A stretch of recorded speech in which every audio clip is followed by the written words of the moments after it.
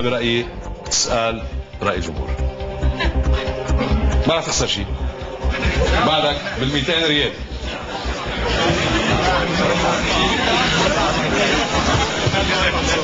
ما راح اغامر وما راح اخسر one more advantage او فرصه ثانيه من الفرص المتاحه لي. راح اقول 4 حروب مره ثالثه.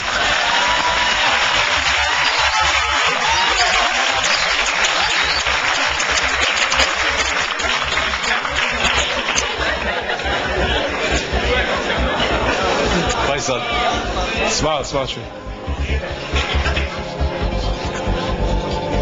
يعني السؤال منه سهل، السؤال منه سهل.